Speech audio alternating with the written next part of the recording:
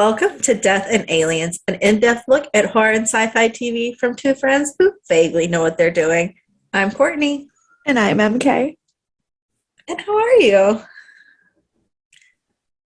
I'm a little bit punchy. Oh, okay. Because I'm like inordinately happy, which is a weird feeling for me. So like that already makes me feel slightly delirious. But then also yesterday I had a little bit of a rough day. Mm-hmm. I was like frustrated about a bunch of stupid little stuff. And like it was the first day back to school and we had an assembly and I had like a special education meeting. And so I was just like done with the day. So I came home and I was supposed to watch all of our shows last night. Mm-hmm. And my dad was like, you look like you can't mentally do a show that you have to like pay attention to right now. And I was like, correct. He goes, well, the Batman just got put on HBO. And I was like, I could do with some Robert Pattinson before I have to focus. So he was like, well, just like watch the movie and then we can watch your shows. Neither of us knew it was a 3 fucking hour movie. Oh, no, it's like the longest movie in all of history, basically. So then when I almost died trying to watch it, I then still watched Stargate after it last night. How was the movie? Batman movie. Here's the thing. It was good. I did not dislike it. Okay. Except for that it was way too long. I don't think it was necessary to be that long in any way, shape, or form. There are some movies that are that long that I appreciate. Did not. Like Endgame, Avengers Endgame, absolutely should have been 3 hours. Yes. Batman, I actually really like Robert Pattinson as Batman. I think his Bruce Wayne was really good. I totally got where they were going. I didn't love it. I didn't feel all of the crazies that all of these Twilight girls are feeling about it. I did take a picture of my TV screen with the Twilight filter on and said, I find this appropriate. Right. But, I mean, I probably won't watch it again for quite some time. I did not hate it. I just don't think I care. I don't know that I mentally have 3 hours in my life to dedicate to which is absolutely fair. But also, like, I'm weird with superhero movies because, like, I actually loved Ben Affleck as Batman. I don't think that the movies were good, but I think it's shitty that he got such a rough edit because, like, his take on Batman was something that I was super into. He should have gotten a standalone Batman movie. So I haven't seen him as Batman in 1,000 years and have no recollection of any Batman that I've ever seen, I feel like. So I've seen most of the Batmans, and I'm member 0 of them right now. That's fair. So I do not have any comment, but I don't remember specifically hating him in it. Yeah. So that's, I don't know. Basically, like, a superhero movie is a superhero movie to me. Like, some of them are better than others. Some of them are more intriguing than others. Some of them are more rewatchable than others. But, like, I don't feel any type of way about them. Mm-hmm. I feel a lot of ways. Except for Aquaman. It made me feel a lot of things. But, like, most of them were either severe hatred of Amber Heard or severe lust toward Jason Momoa. Right. I heard it wasn't great. And I have no, like, feelings one way or another about Jason Momoa. He's fine. But, like, I don't have this like, intense feeling that every other woman on the planet seems to have. I am a little mad at how much every woman on the planet seems to have these feelings for him. Because when I was 12 and Stargate Atlantis came out and he was just the himbo on that show, and I was like, I'm gonna fuck that man one day. And then he became like the most desired man in the fucking world. And I was like, okay, but like, what about 12-year-old me? Like, my feelings not count? No. They don't. They do not. 12-year-olds' feelings do not count. Tell my 12-year-olds that every day. Yeah, that is lovely. Yeah. So I watched The Batman last night, and on the first day back to school after 12 days off. So like mentally, oh, and I work the next 4 days in a row at the theater. Like, so I work tomorrow, both jobs, Friday, both jobs, Saturday night and Sunday night. But I'm working Anastasia. I haven't seen it yet. You'll have to tell me how I it haven't is. either. And the national tour is the first African American Anya. And I'm so excited. I've heard it's really good. So I can't wait to hear about it. I've also started learning Russian on Duolingo. I got back on Duolingo today. Did you? My Duolingo courses, my students were making fun of me because they were like, "What are you learning?" And I was like, German, Spanish, French, Korean, Russian, and High Valyrian. That is a choice. It is a choice. All right. It is a choice. I was with you until the end. Well, that's because you don't watch Game of Thrones. I do not. So the High Valyrian makes no sense to you. The Russian has a very, very specific ignition point that I will not go into detail on this podcast. The Korean is just because Thai isn't on there, and we watch a lot of Korean TV in my house. Fair, yeah. And then the Spanish and French are because I have learned both of those for many, many years and just don't remember them. And the German is because you've met me. So, right, fair. Right. I have French, Spanish, and Italian. French and Spanish, I took them as classes. Italian because I moved to New York and I was like, I'm going to learn Italian. Which honestly, I'm there for all of that. And that's it. But I've switched back to French because I bought Harry Potter in French, and so yes, that's right. Yeah, I've been doing a lot of self-care lately because work is very stressful right now. I was given a basically impossible deadline for a ridiculous project, and so I've just been spending a lot of money on things that I don't necessarily need but mentally need. Fair. And so Sunday I went and did a full mani-pedi spa day. I was there for like 2 hours, and I went strong right out the gate. I think I'm gonna go get my hair done this Sunday. I haven't booked it yet, so I have to figure out if that's gonna happen, but that's my mental plan. And then I've been reading a lot of books that are taken from other things. For example, one of my favorite writers, Cameron Jace, who writes the Insanity series, like a twist on Alice in Wonderland. He started writing thrillers under the name Ember Blake, and so I'm part of his like reviewers group. So I got the book early. I got to read it before it came out. It's called Runaway Train. It came out Saturday, and he bases his thrillers off of a like true event that happened. Yeah. I have not done the research on this full true event, but it's about a train that like takes people to safety so that they're like, it's set in London, and like, so like their home country that's like after them can't kill them essentially. And his first one was about was the last girl, which was about a girl who was in a plane crash, and she was the only one that survived. And then she lived, you may have heard about her. She survived in the wild for like 3 or 4 days by herself. And I think I did hear that story. Found a like town and like lived, and she was like 16 or 17. Like she was so young. But he doesn't write the story, but he writes like a thriller based on that story. And I think that's fun. And then I read a dark romance, which I thought was a sci-fi book because it was in the sci-fi category, about Peter Pan. That's hot. That's a choice. And I choose that. You could. It ended up being a very good story, but it was just not what I was expecting whenever I went through the sci-fi list.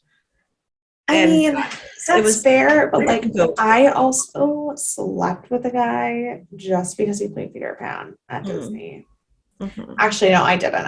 He was my friend and I really liked him and I used to want to marry him. But like I then bragged to other Disney adults about the fact that I slept with Peter Pan. So like honestly, dark romance, Peter Pan, sci-fi, alien sex, I'm into it.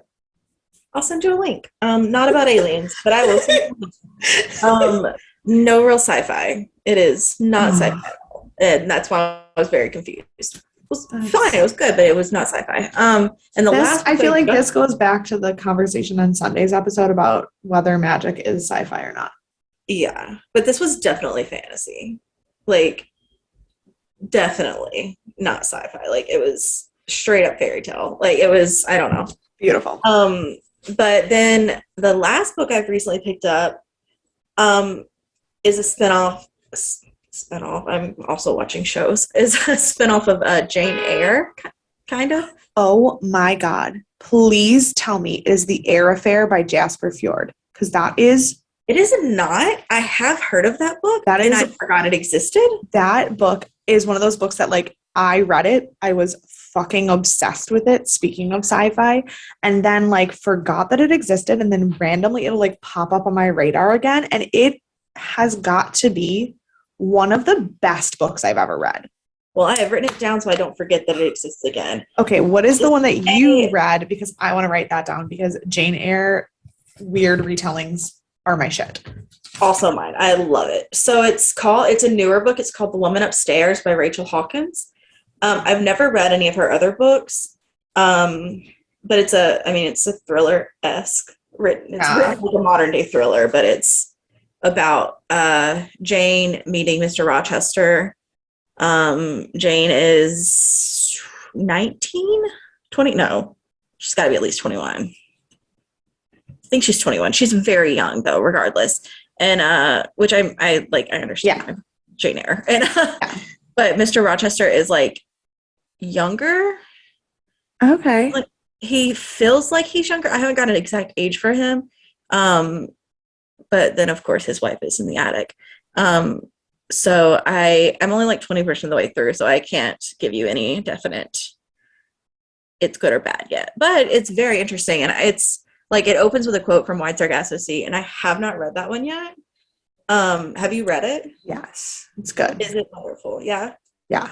I read Jane Eyre, but I need to go back and read Wide Sargasso Sea now. But yeah, so I am reading a lot of spin-offs of things. I love it. And I'm not reading enough of anything because I only ever read the stuff for what I'm teaching, which is not uninteresting, but I miss reading. Yes. That's where I got this weekend. And I was like, I am not doing anything I don't want to do. I am going to read my books and I'm going to go to the nail salon. I love that. And I did. So maybe I'll have new hair next time you see me. Mm. It probably won't be much different, but shorter, thinner, and more healthy. Yeah. No, my hair, literally the only difference with my hair is that my roots are now red again instead of whatever they were. It looks nice. Yeah, so other things that were new for us. No, that's fine. I don't know. Self-care. I mean, I guess there's some self-care in this episode. Sure. Maybe. Yeah. Mm. Yeah. Let's go with that. Let's do it. We watched Bates Motel season 1, episode 7, titled "The Man in Number 9," and all I could think about was the woman in cabin 10, the woman in the window. It was like, how many other like books were named similar titles? What was the name of that new show? The woman in the window across the street from something. The woman in the window. The woman in the window in the house across it, like something where it was just like, let's just make fun of the fact that everyone is in the something of something. Like I started it and it's okay. Okay. But I didn't get very far yet. I might finish it.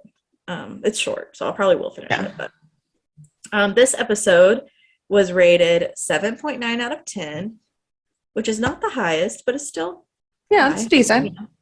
And it was released on April 29th of 2013, which is, I don't know how to do math. We're like one day ahead every time it comes out. Like it comes out on the 28th. Oh yeah, because I'll be in DC on the 28th, which is a Thursday. Okay. The number one song is mine and Rachel's song, and it is Just Give Me a Reason by Pink featuring Nate Ruess. Oh my God, I'm obsessed with that song. But also, that means that at this time, when this episode came out, was when mine and my ex's relationship was falling apart because I remember that when that song came out, I sent it to him because I was like, this is where we're at right now. And then 2 weeks later, I moved in with him. Yes, good choices. So we will continue to call it mine and Rachel's song and not your song in any way. It is not my song. Because me and Rachel just really like to sing duets together. I love it. The number one movie, which not shocking, but I didn't care for it as much, Iron Man 3. That is sacrilege. I love Iron Man. And I love most of the Marvel movies. I didn't think number 3 was like number 1 worthy. Here's the thing. Hear me out. Okay. Pepper Potts is a fucking badass bitch who has successfully killed 15% of all Marvel villains that are dead. She deserves way more credit. And that movie was not great, but honestly, I will watch Robert Downey Jr. and Gwyneth Paltrow make out on a truck covered in mud for $100 million. Like, let's be fair. That is very true. I'm not saying it was terrible, but it wasn't number 1 movie worthy for me. It's fair. That's a fair thing. But my school semester ended on like the day before that movie came out in the theaters, and I literally packed up my dorm and left immediately so that my brother and I could see the movie on opening day. Like, I was like, that is my shit. I saw it at the drive-in theater in Arkansas. We went to visit my Aunt Karen, who listens to the podcast. Aunt Karen. She might not be listening to this one because she doesn't do horror, but she really likes Stargate, so she's in sci-fi. So Aunt Karen's number 1 on Sundays and Aunt Carolyn's number 1 on Thursdays. Right, exactly. And so we drove up to see her, and Rachel was there, ironically enough. And it was the first drive-through I ever went to, drive-through movie, because we didn't have them in like Louisiana really, but then we did have them in college. And so it was very fun. The director is our first female director for the show. Woo-hoo. S.J. Clarkson. She has some pretty big credits. She's known for The Defenders, which I haven't watched, but is like a big show. Yeah. Life on Mars, another one I haven't watched, but I have heard of. Yeah. And Jessica Jones, which I loved. I haven't finished it, but me and Caitlin and Jamie binge watched the entire first season for our like Christmas party one time. It was amazing. David Tennant's in that show. Yes, I'm aware. Yes. She is a British TV director, which is interesting because this did not feel. I watched it first and did my research, and it didn't feel as British TV as I would have expected. Well, also, what British shows did she direct though? I don't know. Because you can be British and a TV director without being a British TV. Well, I wrote it as British TV director. I did these notes like 3 days ago, so I'm sure fair. I had. That's fair. I'm just curious now for my own sake because I watch quite a lot of British TV. I do mostly British comedies. I'm not as much into the British mystery shows, but this is her only episode she directed of Bates Motel. Okay, which is a little bit of a bummer because I did enjoy it. Same writers have not changed, which is why this show has like been so consistent. Nothing has changed. We have one. Just to be fair, she is both British and a TV director, but the majority of her credits are not British. She directed like 8 episodes of EastEnders, which is like a British soap opera that everybody starts on. And then she directed 2 British like miniseries shows, but most of her TV credits are American. So I didn't dive in much past the surface. That's totally fair. I just, she directed some episodes of Ugly Betty, which like 10 out of 10. I did see that, yes. We have one main guest star. I think his name is Jerry Burns. It's Jere. So I'm going to go with Jerry Burns. and he plays Jake Abernathy, who is the man in number 9. Yes. I spent a good portion of the episode being like, why the fuck do I know that guy's face? Because he's been in everything you've ever seen. Sounds about right. Yes. Most recently, I went with most recent, not most big, because he's been in everything. Yes. So most recent stuff that I knew him in, he was in Dead to Me, 3 episodes of Dead to Me. Did not watch that. Very good. You should watch it. I've heard.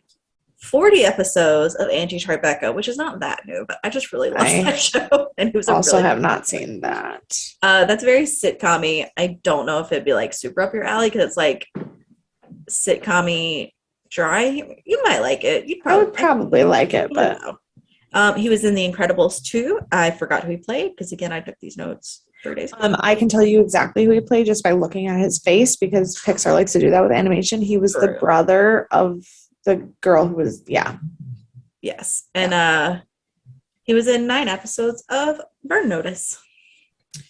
Okay, Burn Notice is probably a good chance as where that's. I'm now looking at his because I am trying to. He also has some Broadway credits. He was Wilbur in Hairspray on Broadway, which is one of my least favorite shows. I get it; it's popular. It's fine. And a fun fact about him, he saved someone from a heart attack in 1997. That's amazing.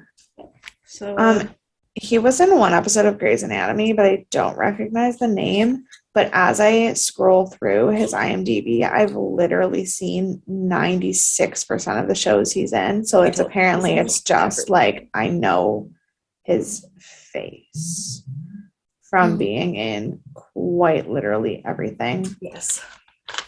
Also, it would be hard to forget those eyebrows. Yes. You are quite correct. So, the man in number 9, again, starts directly where we left off. It's like we're watching a movie, scene to scene, which I actually enjoy. I wasn't sure I would because, I mean, you know, when you start an episode, it's like, here, we're starting out in the house and we're starting a new thing. But it's like the second the camera shuts off, it like comes back on for the next episode. Yeah. And I think I love that. I really, really like the style of this show, how it's like done. So we start at the end of the last episode with the police showing up at the Bates house / motel. I have one complaint throughout the whole episode, and it started here. Oh, good. We were a little cliche because it was raining when the bad things happen. You know how like this happens at the end of every sad or movie when it's resolved. It's like the killer's dead. It's pouring rain. To be fair, yes, the show is set in the Pacific Northwest where it literally just rains every 30 minutes. So that's fine. But my biggest complaint is that they have a lot of rain throughout this episode, but it's like background rain. The characters are not wet. Sometimes you don't notice it's raining unless you like look behind the characters and there's like rain coming down. And I was like, what is going on with the way we're shooting these scenes? Welcome to the Pacific Northwest. Because I will say the same thing happens in Grey's Anatomy where they're like, this is Seattle. So it's literally raining in almost every episode and no one is ever wet. I just don't care for that. Like if we're going to put you outside in the rain and it's going to be raining, someone should be getting wet. Or you don't need to make it rain. We haven't been raining this whole time. Yeah, but then people won't believe you that it's Portland. I don't know. I don't buy it. I don't buy the rain already. Okay. So I have that complaint a few times. But so Dylan is still standing there with the gun, and Officer Romero, thank you. I completely blanked on his name. He takes the gun from Dylan and finds Shelby dead on the ground. And so then they like cut into where she's telling the story of what's happened. And at first, she's telling Romero what happened. And at first I was like, okay, they've cut this scene. So are they going to try and portray it as we're not going to know the story she told him because maybe she lied? But then they just didn't want to retell the story that's already happened. So right. My comment on this was, why, ma'am, when you are telling the truth, do you sound the most like you're lying? Right. Her crying to Romero and saying that's everything that happened, when we then get the clue that she literally actually told him everything that happened, sounds the most like she's lying of the entire episode. I'm wondering if the entire series. A stylistic choice because they wanted it to be portrayed like she was lying. Right. They kept you off guard when Romero's like, okay, so you said this doesn't happen. It's like, oh yeah, that's actually what happened. Yeah, but which wasn't could long enough. It could be it could be totally that they did that on purpose, but they answered the question too quickly for me to be okay with it. I agree. And I had the same thought because I was like, I don't know if you did this on purpose or if you were just trying to not retell a story you've already told. Yeah. So who knows? And then this was something I think I missed in the last episode. They were talking about Shelby said he shot Zhao in the last episode. I missed when he said that. I know he chased her into the woods. But I didn't also missed when he said that. Okay, so I don't know if he did then. If he actually said that or if he just came back and it was assumed that he got her because he came back. I'm just assuming that he did say it and they just didn't show it correctly. Okay. I'm thinking that's a lapse. And that's fair, and it could turn out that I'm totally wrong, but like I'm just assuming that I just missed it. Well, then we both missed it, which is where I'm going to say it's their fault, not ours, because both of us missed it. Oh no, I'm not blaming anybody. Oh. But also, like, I'm really bad at taking notes on this show. Fair. Because I'm just so like, what the fuck the whole time. Fair. I did, spoiler alert, I did yell at the TV a couple of times in this episode. Did you? I did. I will let you know when we get there. Okay. Very passionately yelled at the TV. Didn't. I mean, I did have a couple moments where I said things out loud, which I don't usually, but like I yell. I yelled. Okay. So now we're in bed. And wait, hold on. Before we do that, Sheriff Romero, I wrote, I called him Chief Asshole. My note literally says, okay, maybe you don't suck, Chief Asshole. Yeah. Because Sheriff Romero is just like, okay, thank you for telling me the truth. That we hated him. Mm-hmm. But he's like, thank you for telling me the truth. This is the story that we're going with so that no one gets hurt. Right. And I was like, you did not have to do that. You had no motive to do that. You have no reason to do that. Well, he did say that he had started not trusting Shelby. Right. But Dylan was like, really? Did you? Or are you just going with that because we said that? Because it doesn't make him look bad if he didn't realize that Shelby was a fucking sketchball. Like, yes. I guess that's true too. But I wonder if he's on a different side than Shelby was and he's in the like same league as Dylan. Maybe. Like, I don't know exactly. Again, I don't know exactly how this plays out with the right for sure, but I was like, oh, okay, I see you. He's on my good side. Yeah, so we're okay with him for now. Yeah. And then still in this scene, I took a lot of notes on the scene for no reason. Apparently, I love how you said I never take good notes on this, and you're like, I took so many notes this time. That's true. They're not necessarily good notes; they're just notes. Then Sheriff Romero leaves, and what's it called? Norma and Norman are so thrilled that their lives have been cleared up, which, like, good. I'm thrilled too. I did not know how long this was going to get dragged out. Right. And Dylan, like, granted, I said, Dylan, I appreciate your pain, but calm the fuck down. Because he was so fucking butthurt that he was not going to get credit for taking care of this. And I was like, dude, your mom and your brother who you supposedly want to save is not going to jail. You're not going to jail. The asshole who's killing and raping Asian children is dead, and there's nothing coming back on you. Why the fuck do you care who got credit for it? Exactly. That was my one flaw I found so far in Dylan. I was like, okay. Dylan, baby, no. I guess they decided he couldn't be too perfect. He does have to have some flaws. I mean, I guess. God. That's because it wouldn't be realistic if there was a man who had no flaws. Ugh. Truly.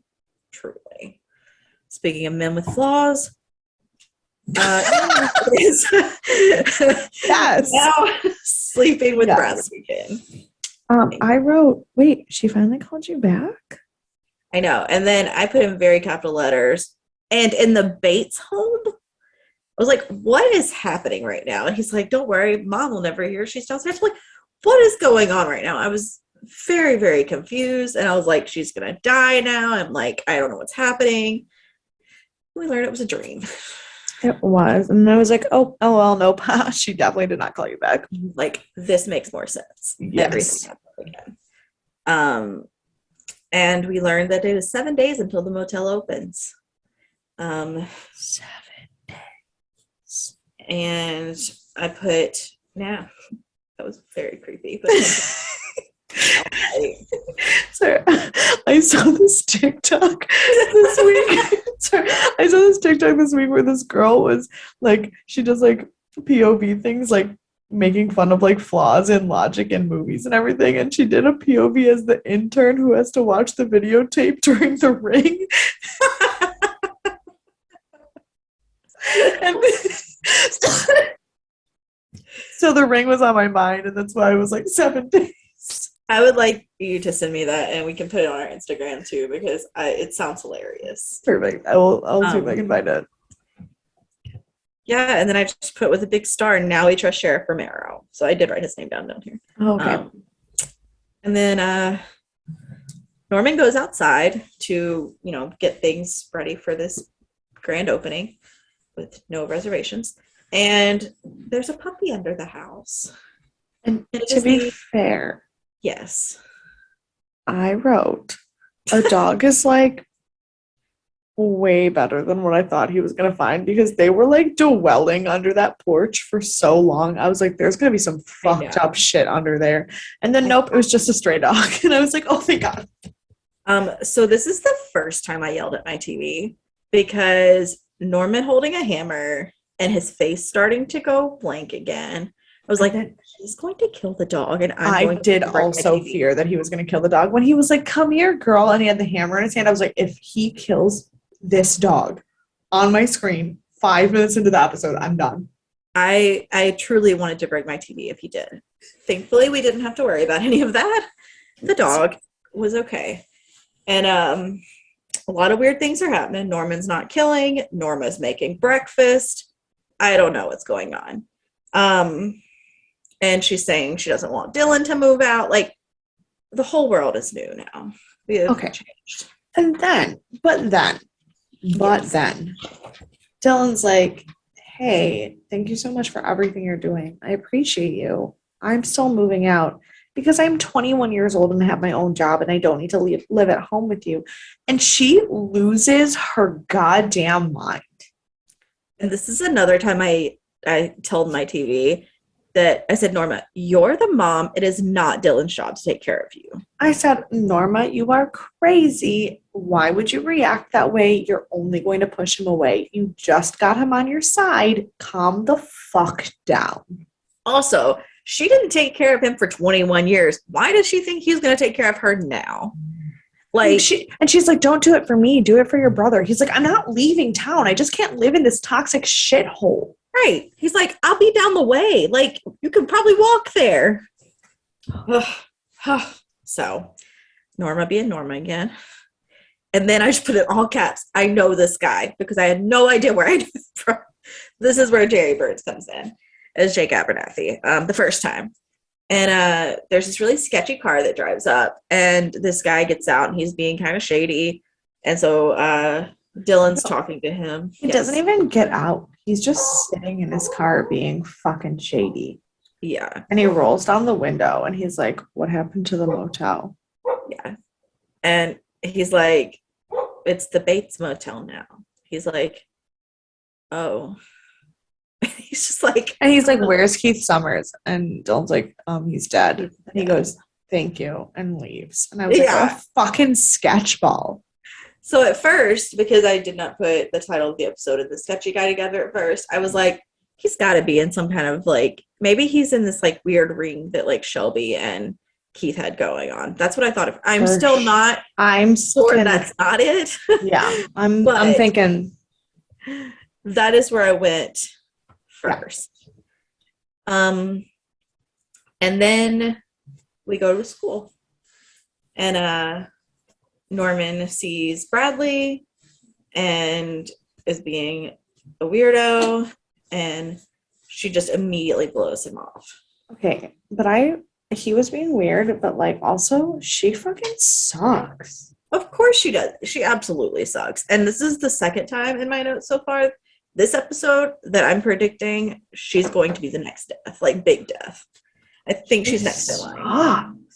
She does. Like, I'm okay with her being the next to go.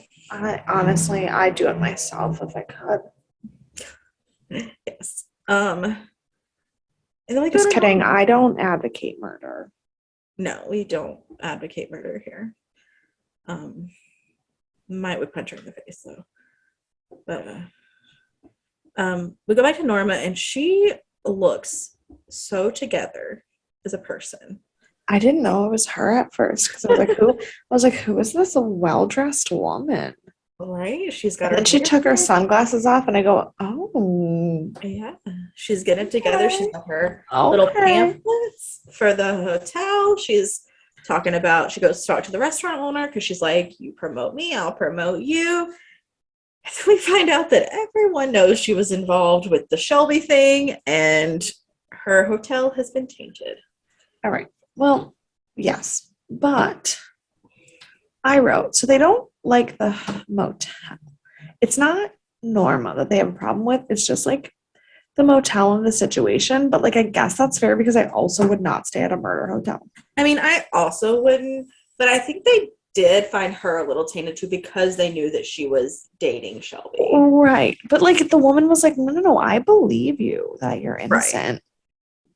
But yeah, it's like too much bad things for all. Which, like, honestly, you can be innocent, but like if you screw somebody who's like a creepy, like, not only is he like apparently a murderer, he also may or may not have been involved in Asian sex slaves, and like that kind of just like taints your whole thing. Yeah, I'm gonna say he was like. I don't no. He was, but the optics of the people in town who were like, he might have killed someone and also raped Chinese girls. So like, I think you should probably also be tainted, right? Which like is fair and not fair. It's so fair. Like, it's weird because as a viewer of the show, I'm like rooting for Norma, but like at the same time, also like she's fucked up too, and as a human, if I knew someone who was screwing someone who was running an Asian sex slave ring, I would also not trust her. Yes. Fair. Yeah. And we learned that because of this, she has no reservations. None.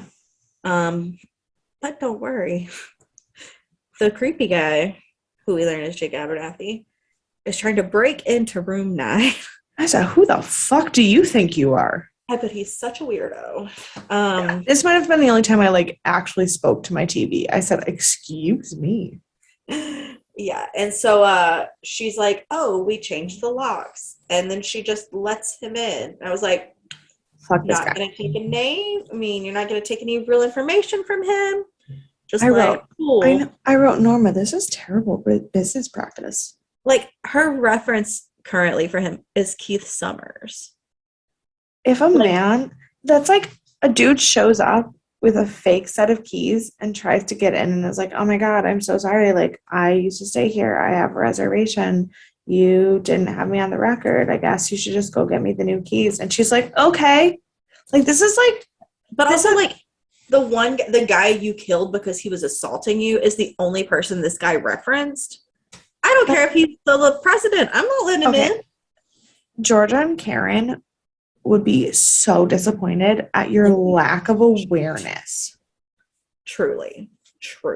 This is not how we stay sexy and don't get murdered. No, this is exactly how we get murdered. Exactly how we get murdered. So then Dylan shows up.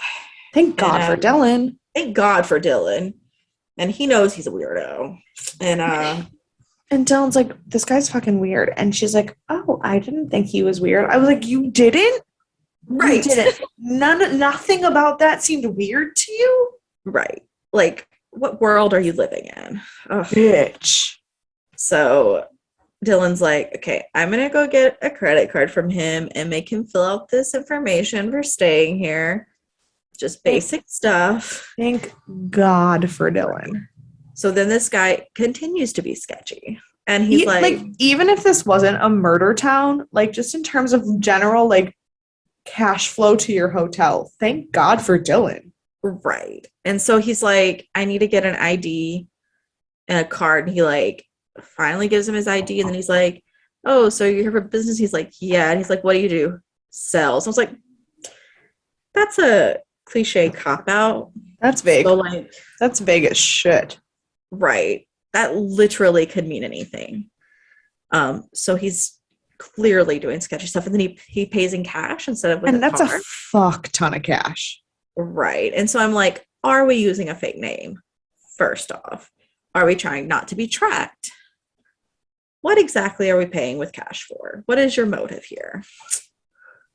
And then Norma is scrubbing blood off of the steps. And I was like, she is always scrubbing blood off of something.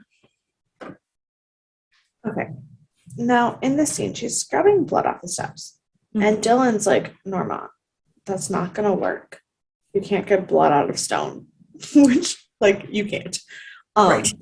But then she's, like, freaking out a little bit. And she's going off about how no one's going to stay at the hotel. And everybody's talking about her. And the town is too small. And they know this and they know that and they know this.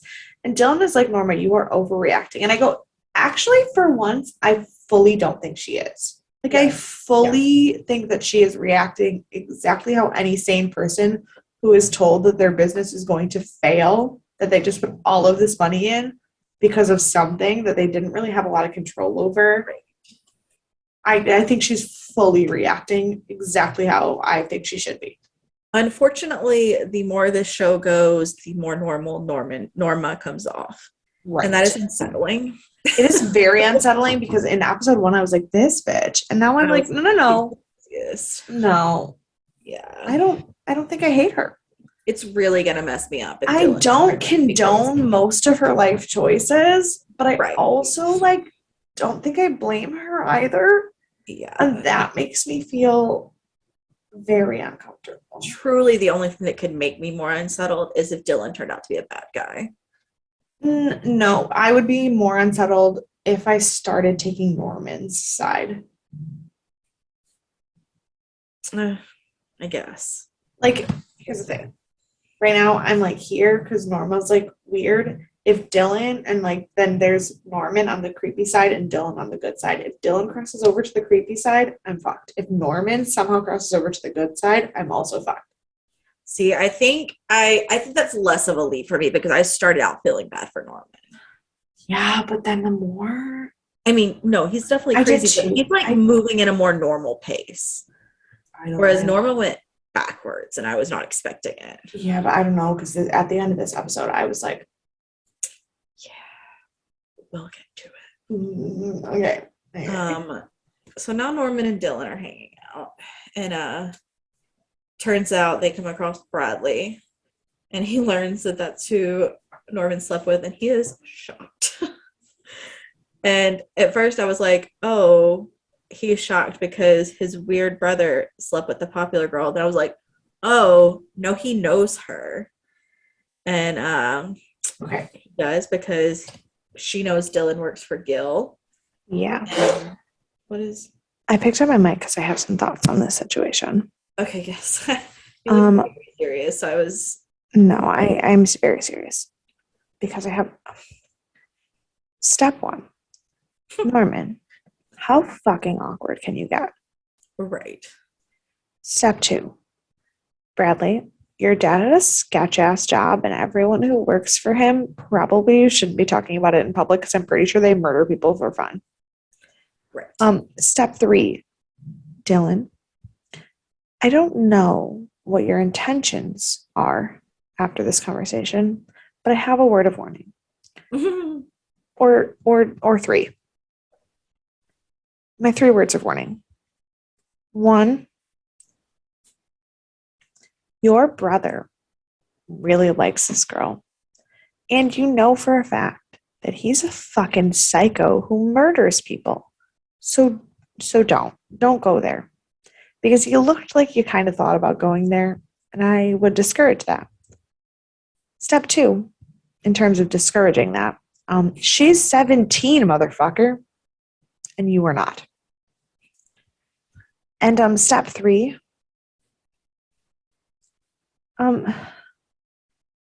this town is weird. And I would suggest you not engage in sexual intercourse with anyone in it. I agree with all of that. I will say at the beginning of this scene, I did think Dylan was planning to go there. By the end of the scene, when Bradley mentioned she knew Dylan worked for Gil, I think she's more involved in all of that, and he's worried about Norman because of that. I think it's more about being worried about Norman, less about him wanting to sleep with her. I think that that's fair, but there was like some of the ways he was looking at her, and I just kept going, she is 17, she is 17. Yeah. You are not. You are 21, she is 17.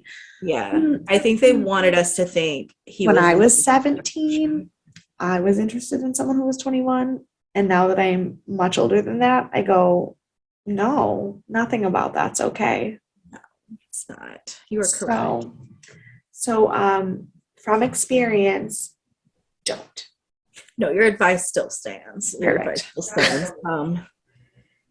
But I'm interested to see what's going to happen there, because I do think she's involved more than we realized, or more than I realized.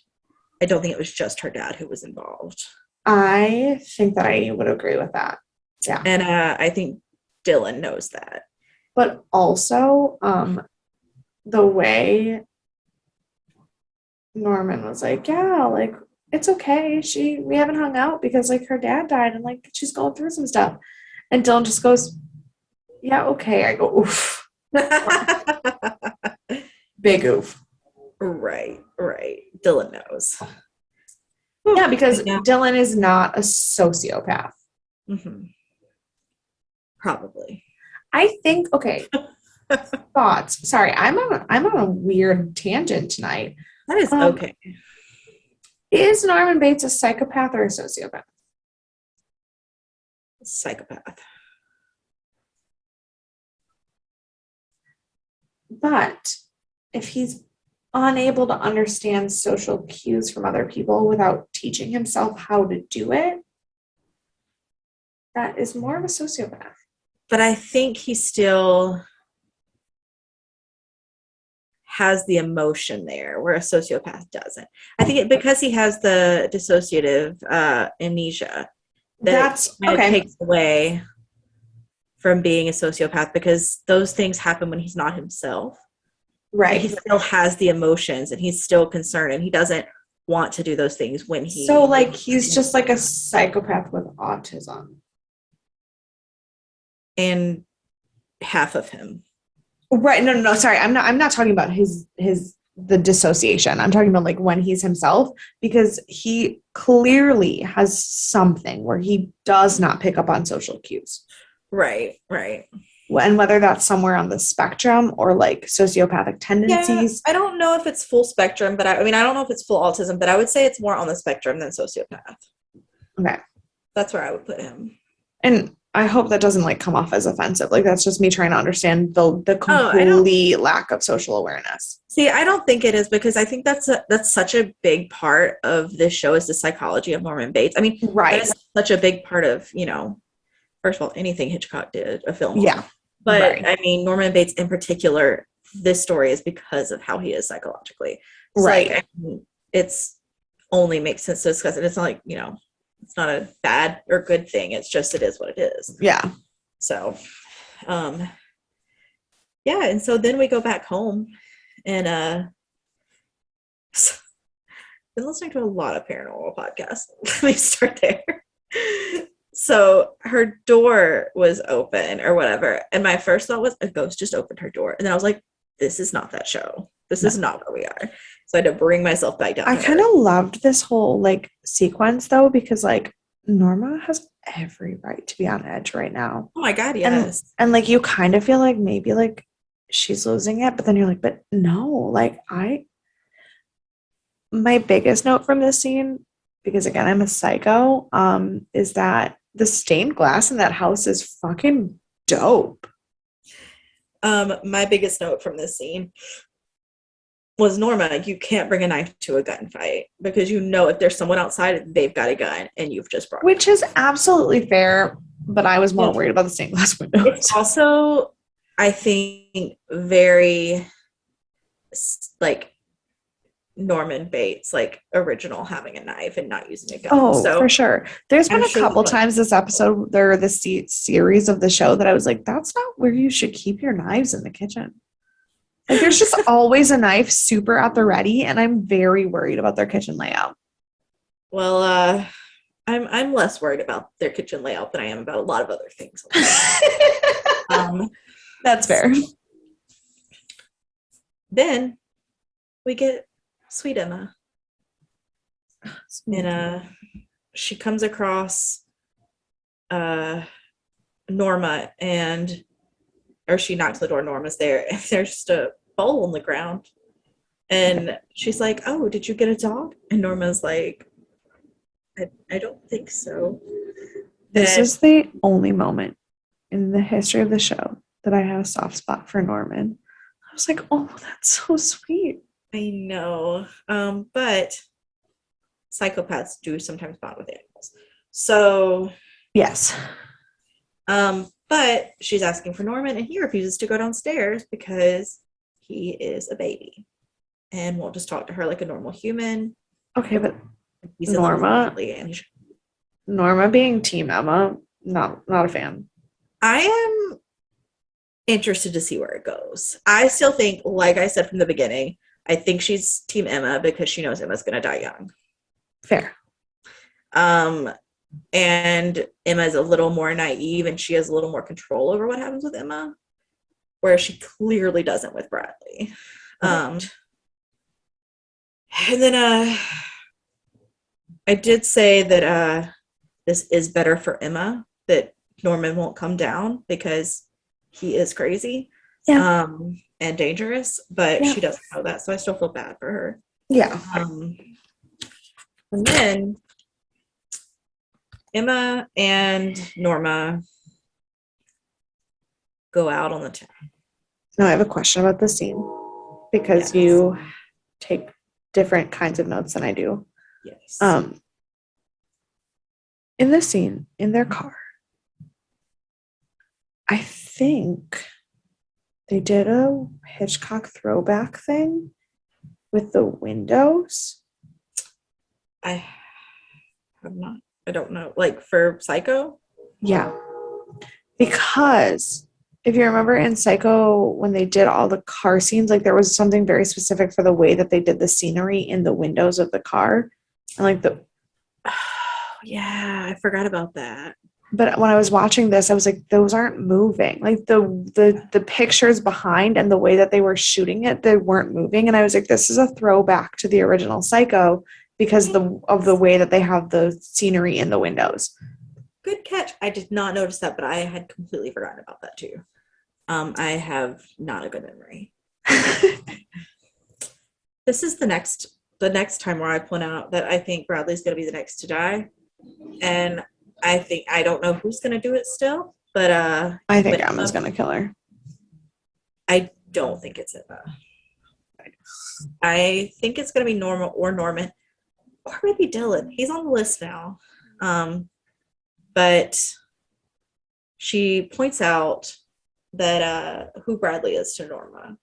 And Norma is such a creepy stalker person. When they're talking in the car, Emma is very jealous of Bradley. And she's like, but like you can't even hate her because she's nice. And then Emma says the one thing that I wish desperately someone in my life would ever describe me as. I want this etched, or I want this on a t-shirt. She calls her a locomotive of sexual energy. And I was like, I could only hope to be described that intensely. Yes. That is a wild description. And unfortunately, at this point, Emma and Norma have become a dynamic duo. It's a recipe for disaster, I'm sure. So after they get done being all creepy and stuff, we go back to the motel. And they're coffee. Yes. Sorry. When they're being creepy, there's something that needs to be discussed in the them being creepy thing. Because when Norma sees Bradley, she starts having these intense flashes of thoughts about Bradley and Norman doing it. And I was like, Norma, what the fuck is wrong with you? Yeah, I think my brain kind of like closed that out because it made me very uncomfortable. Oh my God. It was the most uncomfortable thing that I've ever seen. So I just pretended like it didn't happen mentally, I think. Yes, it was a very uncomfortable situation, and it was very strange. So we go to the motel and they have coffee and donuts out. And I said, that's just like my office at work. Probably minus the murder. You'd hope. I can't know for certain. I do work in Manhattan. Who knows if there was murder there before or not. And then the sweet puppy's back. And I just keep I'm dreading what will happen because Norman named the dog. Yes. He named him Juno. Yes. Where did I put the next thing I put was, why would you name the dog Juno? I also asked why Juno. But here's the thing. Monica's dog, when she was really little, was this white, fluffy piece of shit named Juno that I hate.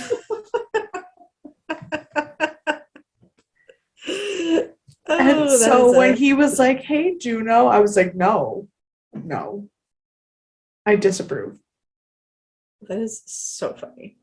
I immediately thought, I was like, what year did this come out? Because I was like, how close to the movie Juno is this? And I was like, this is not the correct reference for this type of show. And it's not. But it's also definitely more likely to be a reference to the Greek god or the Roman god Juno than it would be to the 100%. TV show. It was far enough removed. It was like 5 years before this. So like it was far enough removed that they weren't referencing it at all. Yeah. And but yeah, I agree it was weird. And so Norma scares off the dog and I'm just like, good, thankfully we've gotten rid of the dog because I'm just so nervous about what Norman's gonna do to it. And one of the things that he says that is weird but speaks a lot to his psyche, he says, I've always wanted a dog. It's normal. Which I absolutely understand commenting on his psyche, but in that moment I said, I don't have a dog and I'm normal. Yeah, but like it felt like a psychopathic thing that he would say like, I want a dog because I should want a dog. Not because like, oh, it's the normal thing. Everybody, it's like, he's like, this is normal. I am normal. Therefore, I need a dog. It was like, that was the connection I felt. I was like, oh, okay, well, that's fine. So then Norma decides to have the sex talk with Norman. Okay. They're literally like, she's like, yeah, I guess you can keep the stray dog if you take care of it yourself because I don't want to take care of it. Sex is important. I was like, whoa. Right. I was like, we have made a leap here. And I was like, also, he's 17. It's the first time you're having the sex talk. First of all, 17, and this is the first time you're having any kind of conversation. Also, that is a hell of a way to start it. Right. That is not a super fun way to do it. And then it just got weirder. Continually. Because I understand wanting to discourage him from like promiscuity, but when you're a 17-year-old kid who clearly doesn't even know how to talk to a girl, why would the idea of the chemical changes of a woman's body during sex have anything to do with where you're going? No.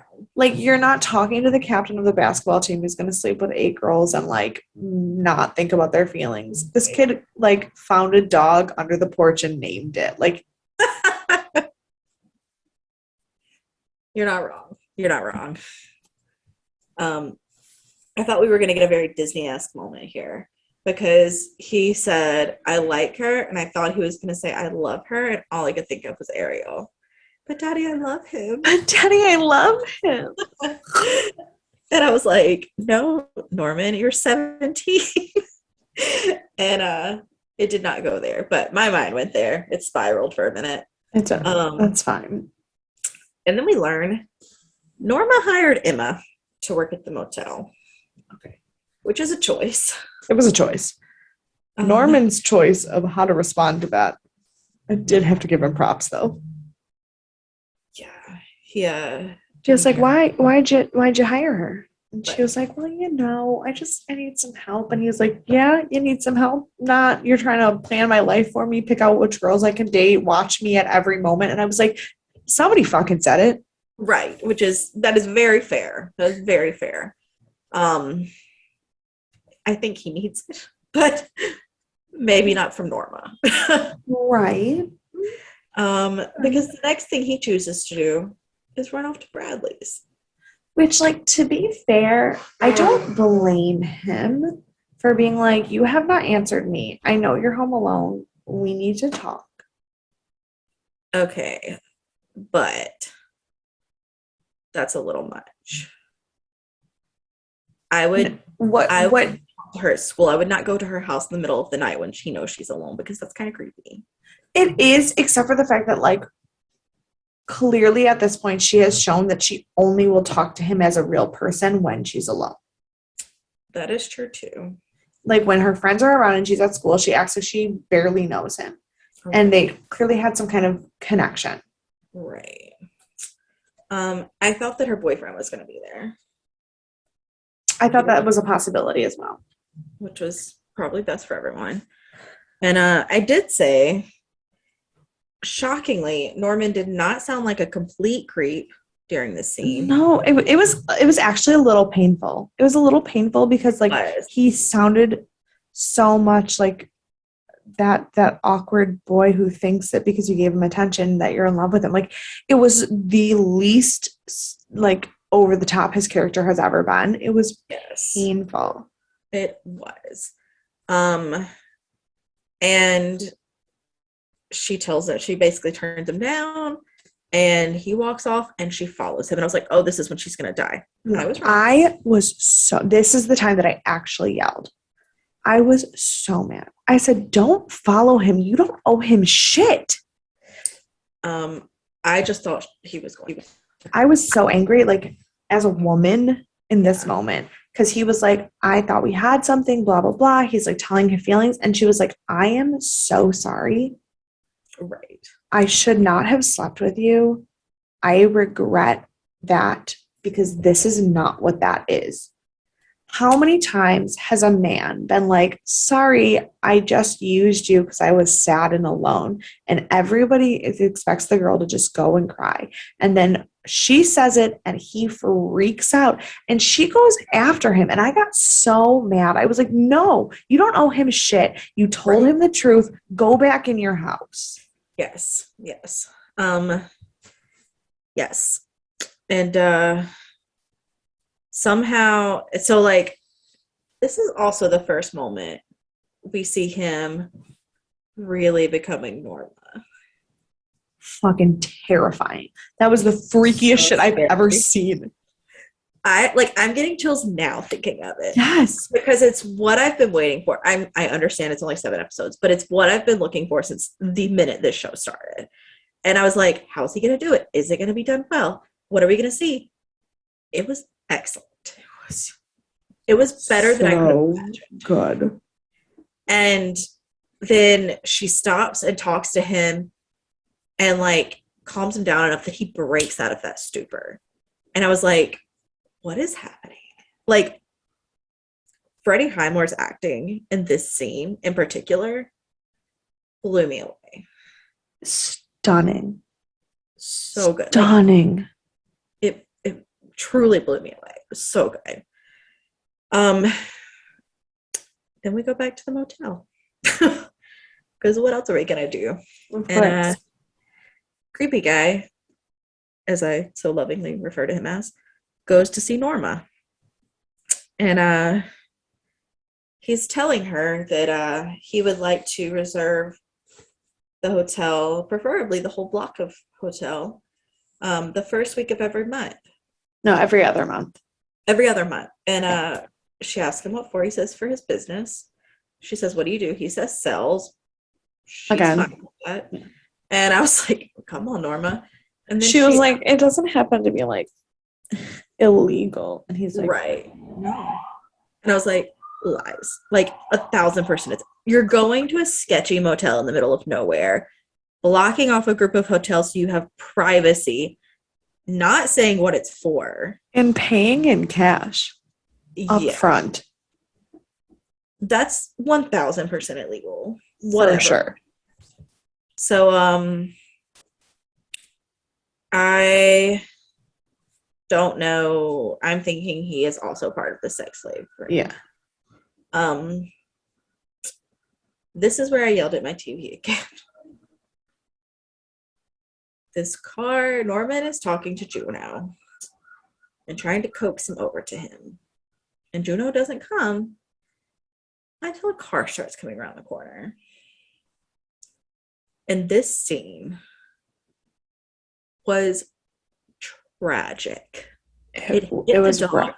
And you watched the dog die. It was horrible. I was just yelling the word no at my TV over. Yeah, I was very upset.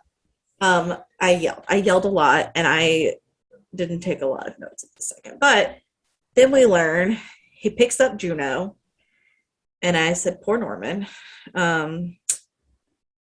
But alas, he is a little crazy still. He wants to have Juno taxidermied, so he's trying to take her over to Emma's dad, and Norma's like, no, let's not. And then she's like, okay, I'll drive you. Oh, that makes so much sense. The taxidermy didn't like click in my brain. And I was like, what does Emma's dad do that he's going to fix this? Like, and he kept saying he fixes things that are dead. And I was like, I thank you, because I was so fucking confused. Yes, he does taxidermy. So. Right. And that makes sense. And that fits for Norman, and that like it all connected. Mm-hmm. But God, I was confused. That is okay. And that's the end. And then I put in all caps, how is this the end? Well, I'm trying to figure out what the last line of, like, I think somebody said something about like, oh, Norman was freaking out and he said something was crazy. And Norma was like, it's not crazy. And I go, no, it is a little bit crazy. Yeah. So, unfortunately, I have no trivia for you. It's a real bummer. No trivia this week. Sci-Fi Sunday or Thriller Thursday. Double whammy. Who do you want to punch in the face? I think Norman. I'm not 100% sold on that answer, but I think Norman. Okay. I picked the creepy guy. Which, that's a very good answer. Yeah. I know that's the typical answer, but right. But it's not wrong still. It's how I feel. No, it's not. Who's your MVP?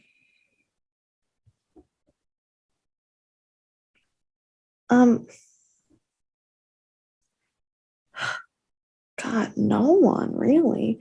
But I think the thing is, like, I would say Norma, but then the shit with the creepy guy pissed me off. And then, like, I would say Dylan, but then he threw a temper tantrum for no reason. And I can't. Sheriff Romero. Good choice. Sheriff Romero is my MVP because he wasn't in enough of the episode to change my mind about the good things he did. Right. So I'm going to give you my answer followed with an explanation. Please do. Let me start there. My MVP for this episode was Norman. I know.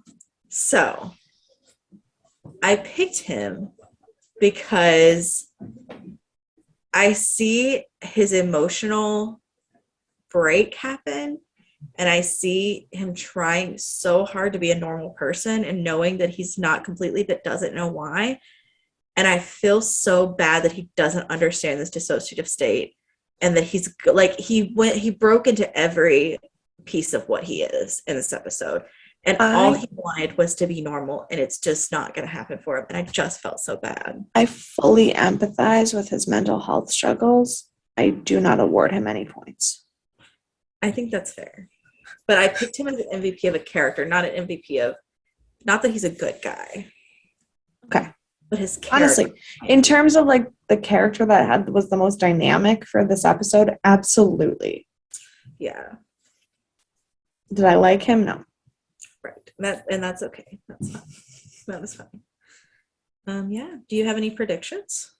I don't know. I think Emma's gonna spiral a little bit. I think she's gonna spend too much time around Norma and become a crazy person. I'm a little concerned about that as well. The creepy guy is gonna end up doing weird sex slave stuff. Oh, absolutely. He's fully involved in the sex slave stuff. Yeah. And I think Bradley dies next. I don't know if next, but definitely next soon. Big death. I don't know if like other people will die. Right. Out of the big characters. Of the characters that we have a connection to, absolutely, she's gonna die next. I think she's the next big death. For sure. Yeah. That's our episode, guys. There we go. A roller coaster. Do you have any final thoughts before we sign off? My final thoughts are that I don't like a single character on the show. And I have never been more intrigued as to what they were going to do. Like I hate them all. I think there's some times when you watch a show when you're like, oh, they're gray. No. In a world of black and white, every single fucking character in the show is black. Like there is no gray. I hate all of them. And I want so desperately for them to succeed. Like it's awful. I cannot stand how the show makes me feel. I think that's such a fun observation because if you remember when we talked about Dead Like Me, we thought they were all such terrible characters. And it's completely different with this show. Like they're also terrible characters, but they're such good actors, and we want so many things for them. Whereas in Dead Like Me, Dead Like Me, I thought they were terrible in the terms of they were written terribly. Right. Like exactly. This show, they're written so well, but they're all fucking awful. And want them to succeed, even though they're terrible people. Yeah. And I think that's genius. I love it. Yeah, that's my final thought. But also, like, no, that scene when he slipped into Norma, I will never get over that scene. If he didn't win an award for that scene, I don't know what the world's coming to. I will never get over that scene. It was truly terrifying.